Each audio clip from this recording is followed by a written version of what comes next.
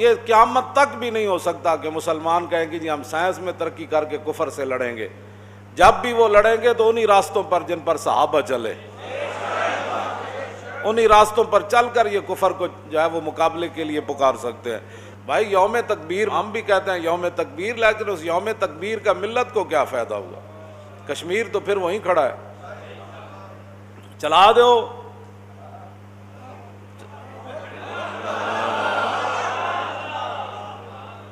ہتھیار رکھنے کے لیے تو نہیں نہ ہوتے, چلاؤ, پھر اور رب دے دے گا, پھر اور رب دے دے گا, پھر اور رب دے گا, پھر فتح کر دیں تو چلے جانا ہے. پھر صرف سال کے بعد یوم تکبیر منانے سے کفر نہیں گرتا. کفر اس وقت گرتا ہے جب 3000 بندہ کھڑا ہو, 200 گھوڑے ان کے پاس ہوں, اور ہر بندہ مسلح ہو کر آیا ہو, عورتیں ناچنے والی وہاں کھڑی ہوں, ان کو جو ہے وہ ابھار رہی ہوں, اور ادھر طے بند باندھا ہوا ہو تو فرماؤ ادھر آ.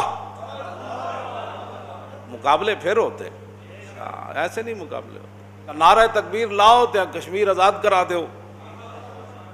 انڈیا نو کہو کہ لال قلعہ ساڈے وڈیاں نے بڑھایا تو تسی کی لگ دیو. چلو دہلی دی جامع مسجد ساڈی, فتح پوری مسجد ساڈی, بابری مسجد ساڈی, یہ ساری چیزاں تو ہیں ساڈیاں. تسی کہو جی اسی ہن دہلی آن لگے ہیں, بس بہادر شاہ ظفر دا بدلہ لینا ہے اسی, بس اتنی گل ہے. وہ کہہ رہے ہیں جی ہمارے جو ہے وہ لیڈر نے دھماکہ کیا تھا. میں کہو دھماکہ کر کے گیڑے پاس جڑے دھماکے کر دیں پھر وہ تو اتھی رہتے ہیں, ملک چھڑ کے نس جانا. یہ دھماکہ کیتا انہیں, دھماکہ تو کیتا ڈاکٹر عبد القدیر نے.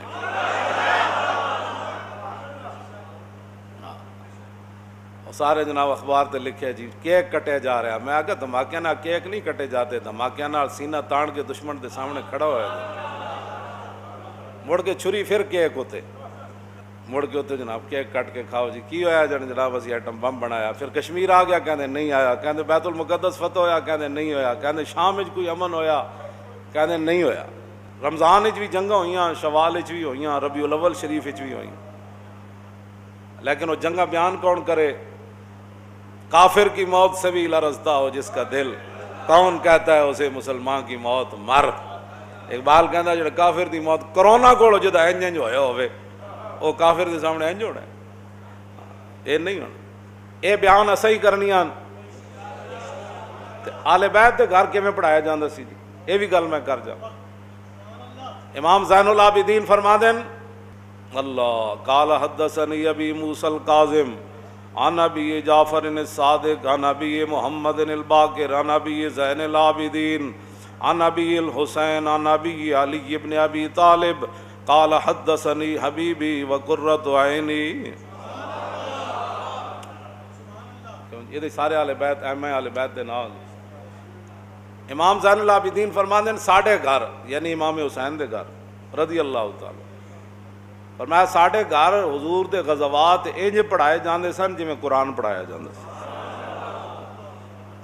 الحمد شریف تو لے کے قرآن والناس تک پڑھایا جاندا سی نا, تے ساڈے گھر وچ پڑھان والے کون؟ یا تے مولا علی, یا امام حسین, یا امام حسن, کیوں جی, یا پھر حضرت سیدہ طیبہ طاہرہ حضرت فاطمہ الزہرا.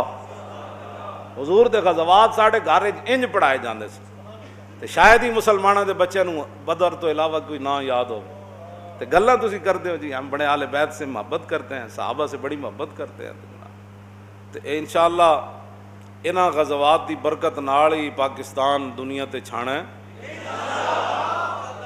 جا اصل تے اللہ دی طاقت نال ہی ہونا ہے نا. ہاں جی. میجر امیر افضل کی کہندا ہے, انہیں پاکستان کتاب وچ لکھیا بھائی BRB نہر 1965 دی جنگ وچ ساڈے کو ایک گولی بھی نہیں رہی. میں یہی کہنا بھائی گولیاں نہ نہیں لڑیا جانا. کہندا پورا برگیڈ سی انڈیا دا BRB نہر ہوتے.